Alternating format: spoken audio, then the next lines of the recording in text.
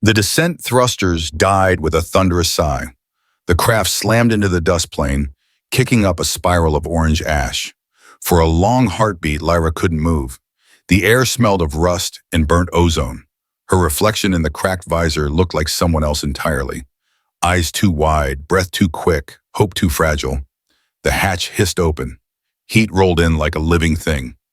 Beyond the ramp stretched an outpost carved from the bones of forgotten machinery, metal shelters stitched together by cables, perimeter towers gleaming under a brutal twin sun. Soldiers moved like shadows between the structures, rifles slung low. And at the edge of it all, a figure waited, motionless, broad-shouldered, coat whipping in the wind. Captain Rhett Vance, human war hero, frontier commander, survivor of 12 campaigns, the man she was bound to stand beside for the rest of her days. Lyra forced herself down the ramp. Every instinct screamed to flee back into the sky. Her translators clicked in her ear as he stepped forward. Boots grinding dust, his face was carved by weather and time, one gray scar cutting across a cheek of sun-browned skin. The stories she'd heard painted him as a killer without pity. Yet his eyes, a quiet storm blue, held something closer to weariness than rage. He stopped a few paces away and spoke, voice steady as stone. "Relax, I don't harm strangers, unless they harm my world." The words hung between them, heavy but not cruel. Lyra's breath hitched. The translator rendered his tone flat, but the cadence behind it carried restraint, even kindness. Still, she took a half step back, antennae twitching at the unfamiliar gravity. Rhett noticed. He lowered his rifle and extended an open hand, not to touch but to show it was empty. "You'll need water," he said. "Can't breathe here long without hydration tabs." He tossed a small canister gently. It landed at her feet, dust puffing around it. When she hesitated, he added, "Take it." The suns aren't gentle, Lyra knelt, picked it up, and felt the cool metal against her palm. No traps, she thought, no trick. Just survival. They walked toward the settlement in silence. The wind howled over the dunes, carrying the metallic scent of storms. Every few steps, Rhett glanced toward the horizon, as if expecting ghosts to rise from the ash. His gait was measured, not swaggering, not cautious, simply practiced. She noticed how the colonists made way for him, but did not salute. Respect born of familiarity, not fear. The outpost itself was smaller than she'd imagined. Half a dozen habitats around a central comm spire, solar sheets fluttering like tattered flags. Machines hummed beneath the sand. Somewhere, a child laughed. A sound so human, so ordinary, it unsettled her more than the silence. Rhett stopped beside a narrow structure patched with plating from crashed ships. "This one's yours," he said. "Air filters inside down. Lock works from the inner panel." He placed her small case, the only thing she'd been allowed to keep, on the threshold and stepped back. "No one will enter without your say." Lyra stared at him, unsure whether to thank or question him. Instead, she managed, "Is this your command?" He shook his head. "Our command. You'll have to decide if you want to stay long enough to share it." Then, without waiting for a response, he turned toward the supply deck, calling orders to the nearby techs. The sun caught in his hair like fire through dust, and for the briefest moment she saw not the monster from her lessons, but a man shaped by losses no victory could mend. Inside, the quarters were sparse. One cot, one desk, a heater cell blinking faintly. She traced the wall's welded seams, noting the care in each joint. Everything functional, nothing decorative. Humans built to endure, not impress. She unsealed her breathing mask, letting the dry air bite her lungs. It tasted of iron and smoke. As the twin suns dipped, painting the horizon blood red, fatigue settled into her bones. She hadn't eaten since orbit. Hunger gnawed, but pride refused to ask for help. She sealed the door, leaned against it, and slid to the floor. In her lap lay the translator core, still flickering with interference. She began to recalibrate it, hands shaking more from emotion than cold. Outside, footsteps approached. Her muscles locked. The shadow beneath the door widened, then paused. Something soft landed on the threshold, a folded thermal cloak and a sealed ration pack. The footsteps retreated without a word. Lyra's breath trembled. Carefully, she pulled the items inside. The cloak was coarse but warm, smelling faintly of ozone and metal polish. The ration contained dried protein wafers, simple and honest. She stared at them for a think time before whispering into the dim room, "He doesn't even know if I can eat this." She half smiled despite herself. Then the exhaustion took her. She lay on the cloak draped over her shoulders and opened the small log tablet she kept hidden from the diplomatic monitors. The screen's glow painted her face in pale blue as she began to type. Day 1 landed safely. Humans colder than the air, but not cruel. Captain Vance offered water, distance, warmth. He didn't touch me. He didn't even look at me. He just made sure I was warm. A gust rattled the panels outside. The outpost lights flickered against the encroaching night. In the distance, lightning spidered across the storm belt, silent but bright, like the gods of her world watching from afar. Lyra pulled the cloak tighter and listened to the strange hum of human machinery, a lullaby of engines and courage.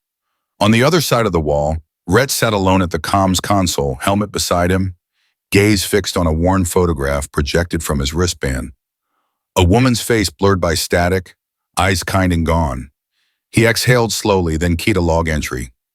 Peace envoy arrived. She's frightened. Don't push her. Just let her breathe. His voice cracked slightly on the last word. He closed the file and looked toward the thin metal partition separating them. Sleep safe, stranger, he murmured, too low for sensors to catch. Outside, the wind screamed again, carrying the taste of distant storms and the whisper of new beginnings.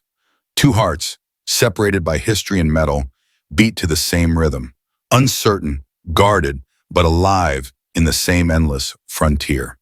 And somewhere beyond the crimson horizon, the old war waited, hungry to test whether compassion could still survive in a universe built on fear. The suns had burned higher over Outpost Solace 9, turning the metal domes into mirrors of heat. 3 rotations had passed since Lyra Terrath's arrival. In that time, she had spoken less than 50 words to Captain Rhett Vance, and yet somehow, silence between them had begun to take shape, like music waiting for breath. Lyra spent her mornings outside the habitation rings, tending to small clusters of soil pods. She'd requested them quietly from the engineering unit, explaining that Thrin bioplants could extract toxins from the air faster than human filters. The techs were wary, but Rhett approved it with a single nod. If it grows, it stays, he said. That was his only rule. Now she knelt in the ochre dust, her hands buried in nutrient gel, coaxing fragile roots to live under an alien sky.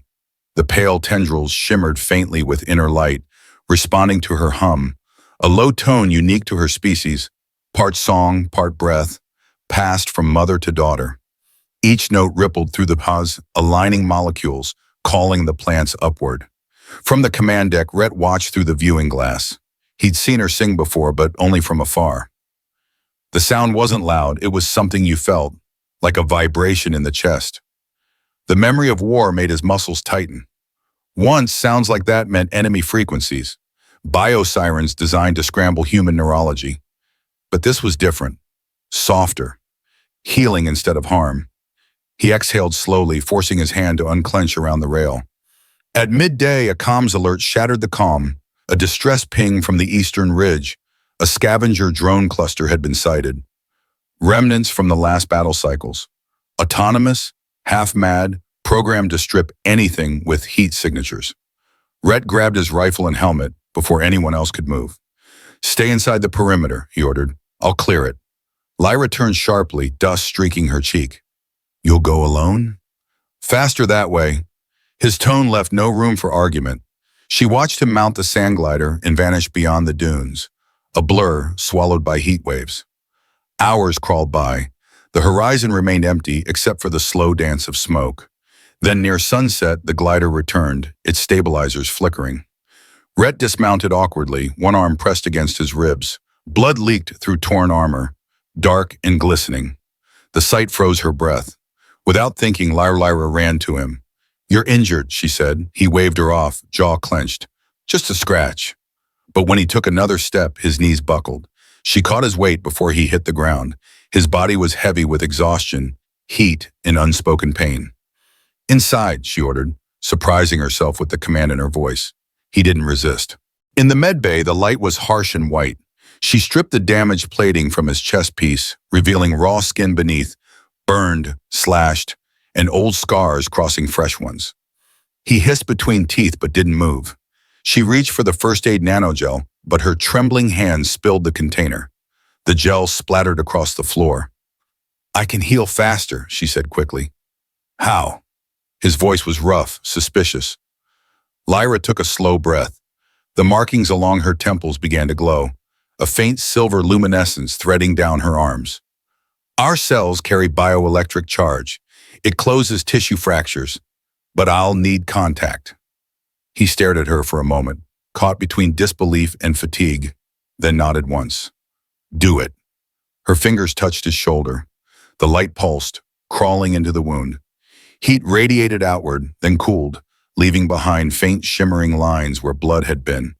As the energy passed, visions bled into her mind, memories not her own. She saw fire raining from orbit, screaming, the ruins of a colony burning while soldiers shouted orders in static, and him, kneeling beside a fallen comrade, eyes hollow, whispering apologies to the smoke. Her throat tightened. "You lost them," she whispered unconsciously. Rhett's eyes snapped open. "What did you see?" Lyra pulled back, shaking. "Only grief," he exhaled, shoulders sagging. "Franklin Colony," he muttered. "We were ordered to destroy the enemy's biovault. But civilians were still inside. They told me to finish the mission. I didn't. Command called it treason. My unit burned anyway." Lyra looked at the scar tracing his chest, the brand of that choice. "They made you fight monsters," she said softly, "and punished you for refusing to become one." He gave a hollow laugh.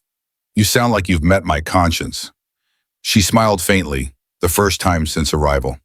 "I've met my own." Silence filled the room, not awkward but dense with something neither could name. The biolight on her hands faded. The wound closed cleanly, leaving a faint silver hue where skin had fused. "Better?" she asked. He flexed his arm. "Stronger than before." She gathered the spilled gel, but he reached to help.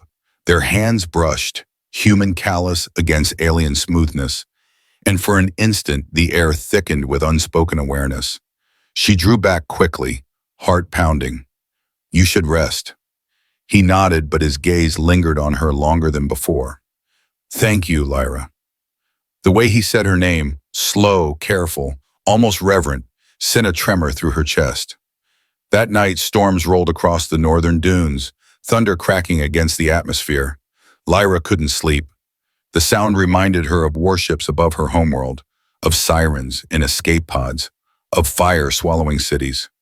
She rose and walked outside, drawn to the dim blue glow of her garden pods. The bioplants shimmered under the electric rain, their petals unfurling to drink in the static. She began to hum again. The tone floated across the compound, low, ethereal, both sorrow and prayer. Rhett, half asleep at the comm desk, lifted his head. The sound slipped through the metal walls like water through cracks. He stepped outside, rain dotting his face, and followed it to the garden. Lyra didn't notice him at first. Her eyes were closed, her voice rising and falling with the rhythm of the storm. Lightning flared behind her, casting her silhouette against the dark sky like something ancient and unbroken. When the song ended, she turned and froze. He stood a few feet away, watching quietly. "It's beautiful," he said simply. She hesitated. "It's called Varithana, means the song of the living roots. My people used to sing it to remind the ground that we belong to it." He smiled faintly. "Guess it listens better than most humans." Lyra tilted her head, intrigued. "Do you ever sing?" He shook his head. "Not anymore. Too many funerals." For a heartbeat, the world seemed to pause. Rain hissed against metal, plants swayed, and two souls, once enemies, stood beneath the storm, equally haunted by what they'd lost. Then, without warning, an alarm blared from the comm tower. Impact breach detected. Rhett's instincts ignited. "Inside now," he barked. A fragment of debris, old orbital junk pulled by gravity, slammed into the outer wall. Shards flew through the air. He shoved her down just as metal screamed overhead. The shock wave threw dust and light in every direction. When the noise faded, Lyra looked up. Rhett was shielding her with his body, his armor scorched, breathing ragged. She blinked through the haze. "You're mad," she whispered. "Maybe," he said with a grin, "but it worked." As dawn rose hours later, the damage revealed only minor destruction. No casualties, just shaken nerves. Rhett oversaw repairs with calm precision. Lyra, still shaken, watched him command with quiet strength, his presence anchoring everyone. When the chaos ended, she returned to her quarters. On her tablet she wrote, "Day 4, the human nearly died again. He fought wind, fire, metal, everything. He laughs when the sky tries to kill him. He carries pain like armor, yet never hides kindness. I think the ground listens to him too." Outside her window, Rhett crossed the compound, sun glinting off his patched armor. For the first time, she smiled without fear. The nights had grown colder on Chiron 5, the air thin and restless. Weeks had passed since the storm, yet something unspoken lingered between Lyra Tereth and Captain Rhett Vance. A quiet current neither dared name. Trust had begun to bloom like fragile light through smoke, until the day the sky whispered betrayal. It started with a flicker, an almost imperceptible pulse across Lyra's neural implant. She was cataloging mineral readings near the greenhouse when a coded signal slid through her cranial link, a voice buried beneath static. "Unit L7, confirm survival. Activate Directive Theta 7. Disable human shield generators at dawn." Her hands froze mid-motion. The voice was unmistakable. Commander Arkin Veyer, the same man who'd sent her here as a political sacrifice. Her pulse spiked. She hadn't heard that tone in months. The command was direct, immediate, treason disguised as duty. Lyra stumbled back from the console, breathing hard. "No," she whispered. "I won't." But the implant responded automatically, decrypting coordinates. Lines of alien code flashed before her eyes. Somewhere deep inside the outpost system, a hidden subroutine began to stir. She slammed a fist against her temple, trying to override the transmission. Sparks flared behind her eyes. Pain flooded her skull. Then silence. The message vanished, but the echo of it stayed. That night, Rhett found her outside, staring at the horizon where the suns bled into violet dusk. "You look like you're waiting for ghosts," he said quietly. "Maybe I am," she murmured. He leaned against the railing, studying her. "The past doesn't stop knocking, does it?" Lyra turned toward him, words trembling on her lips. But before she could speak, a comms alert burst through the radio tower. The transmission came from Control Deck 2, unauthorized signal detected. Rhett's eyes narrowed. "That's our internal frequency." He sprinted toward the tower. Lyra followed, heart hammering. Inside, the air crackled with static. Technicians crowded around the console. "Captain, someone breached the core line," shouted the comms officer. "It originated from Lab Sector 6, your guest's workstation." Every head turned. Rhett's expression hardened. "Lyra, what were you doing in there?" Her throat closed. I didn't answer the question." His voice was iron now, stripped of warmth. She tried to speak, but guilt clung like gravity. The implant under her skin pulsed faintly, betraying her silence. Rhett saw it, faint blue light at her temple, blinking like a beacon. He stepped back. "You're compromised." "No," she shouted. "I didn't send it." He didn't reply, Soy. The soldiers moved closer. "Confine her to quarters," he ordered. "No harm. Just containment." As they led her away, Lyra's breath came in sharp bursts. "Rhett, please." I fought it. "You have to believe me." But his gaze was distant, cold as starlight. "Belief doesn't stop bullets," he said. Then he turned away. Hours later, alarms blared across the compound. Incoming hostiles. Dozens of autonomous drones screamed through the clouds, firing plasma bursts that tore through the outer fences. The shield system flickered, unstable. The same system Lyra's implant had been ordered to disable. Rhett barked commands through the chaos. "All units to perimeter. Evacuate civilians to the bunker." The sky burned red, full of metallic wings and screaming engines. Explosions rippled through the base. Dust and flame rolled like a storm tide. Locked inside her quarters, Lyra felt every impact shake the floor. She pounded on the reinforced door. "Let me help." No answer. Outside, the world collapsed into thunder. She closed her eyes, fingers trembling over her temple. If I can reach the core, I can stop it, she whispered. She overrode the lock using the residual alien code still fused with her neural link. The door slid open with a hiss. Smoke filled the hall. She ran barefoot through the heat, dodging sparks, bodies, and falling debris. The ceiling panels cracked like glass. She grabbed a discarded plasma pistol and kept moving. In the courtyard, Rhett was everywhere at once, shouting orders, dragging wounded soldiers out of fire, reloading between blasts. His armor was scorched, one lens shattered. He caught sight of her through the smoke. "Lyra, get back!" She ignored him, sprinting toward the generator tower. "I can stop them!" He swore under his breath and followed. Inside the tower, wires blazed, circuitry dripping molten silver. She plunged her hands into the control node, letting her biolight flood through the system.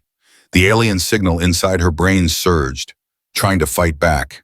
She screamed, forcing it down. Energy crackled through her veins. The air hummed like thunder trapped in a bottle. Rhett shielded his face from the sparks. "You'll fry yourself." "Better me than your world," she gasped.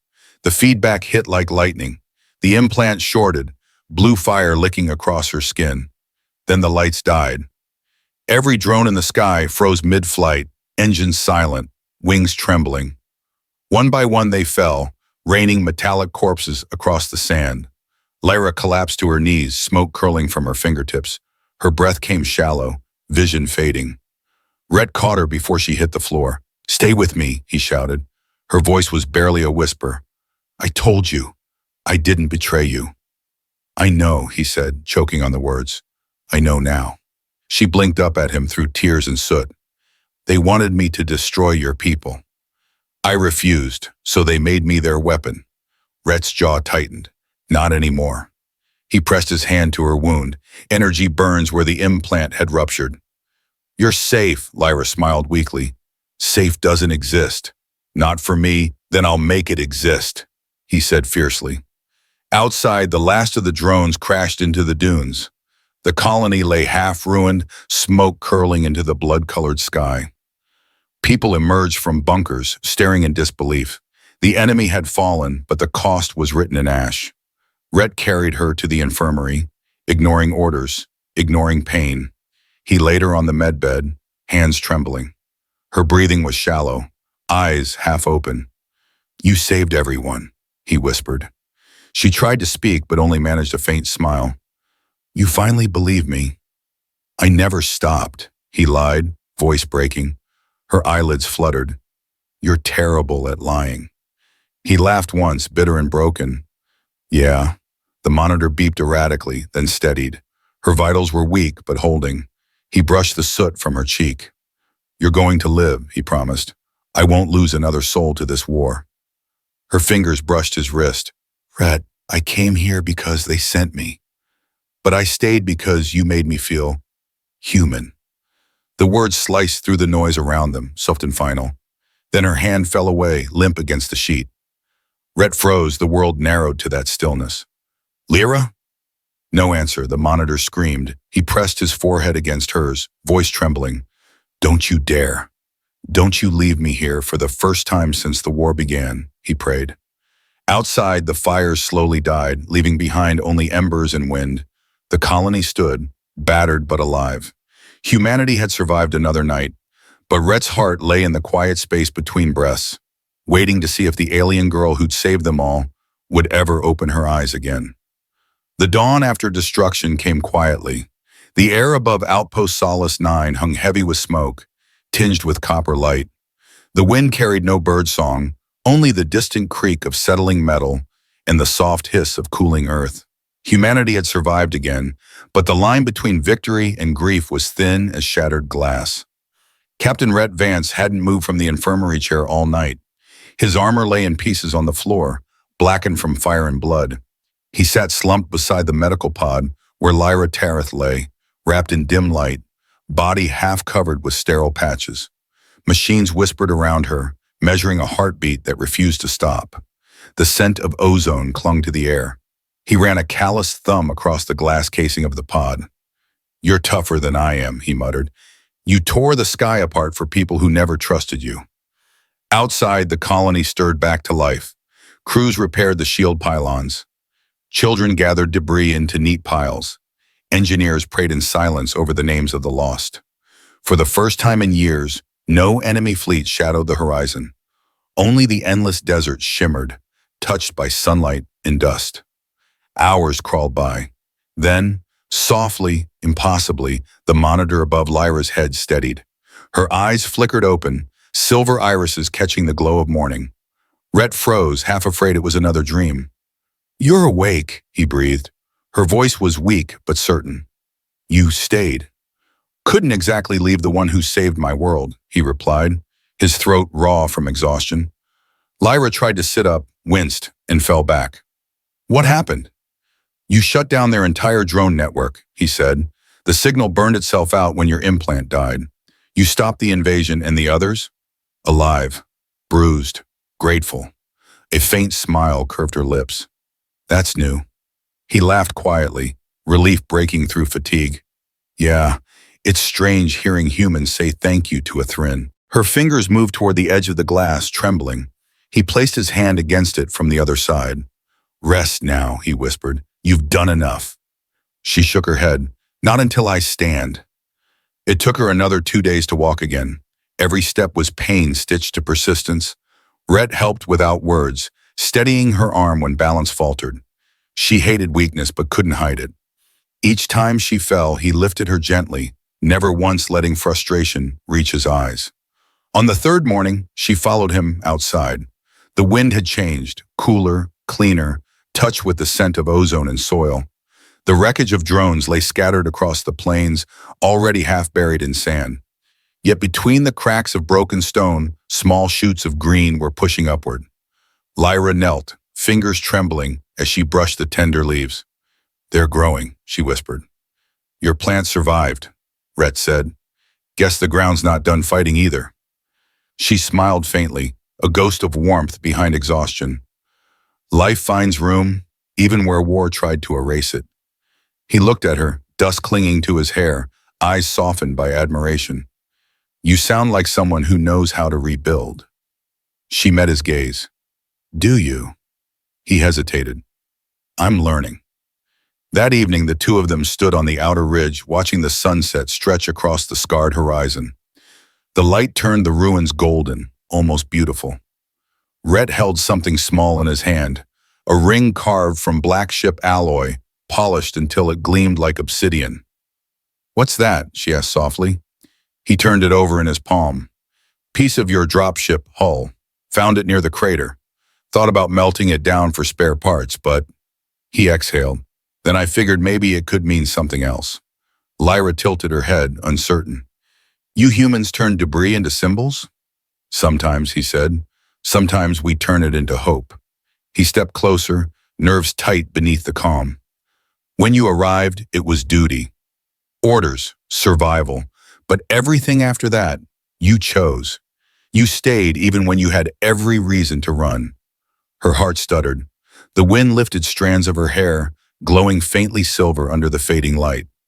"And you?" she asked. "I stayed because you reminded me what peace looks like." He knelt, the ring resting in his palm.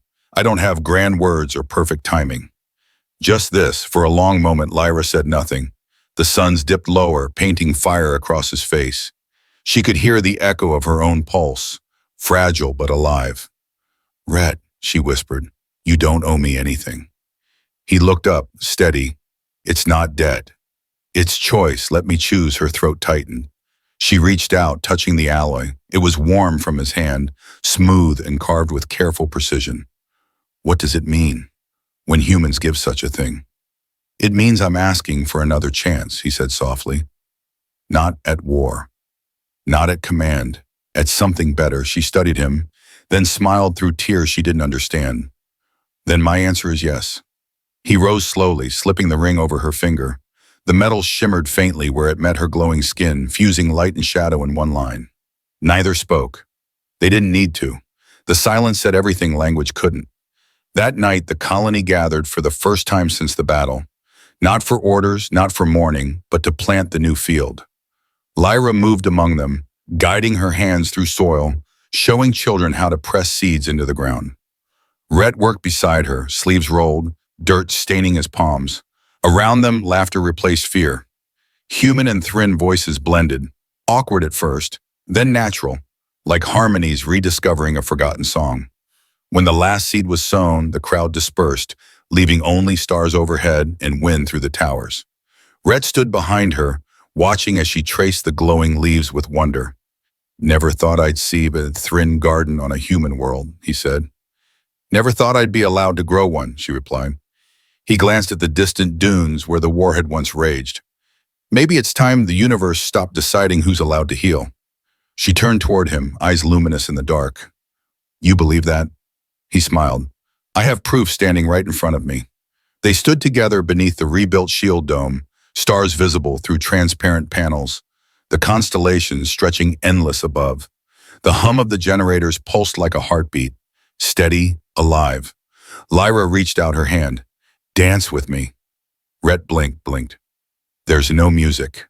She tilted her head, voice quiet but firm. "There is. Listen." He hesitated, then took her hand. The ground beneath them glowed faintly, reacting to her biolight. The rhythm of machinery and wind formed a soft cadence around them. Slowly, awkwardly, they moved, boots in the dust, her feet light as breath. No words, only the pulse of two worlds learning how to exist side by side. For the first time since the flames, he laughed. It wasn't loud, it was real. Lyra leaned closer, resting her forehead against his. "This planet will remember us," she murmured. "Then let it remember we tried," he said. Above them, the night opened wide, revealing streaks of aurora born from shattered satellites and new atmospheres merging into color. It was neither human nor alien, neither victory nor loss, just rebirth. Under that sky, a soldier and a stranger who once arrived as enemies held each other, surrounded by the quiet hum of creation returning to life. And somewhere in the dust, where green pushed through gray, the universe listened, finally to peace.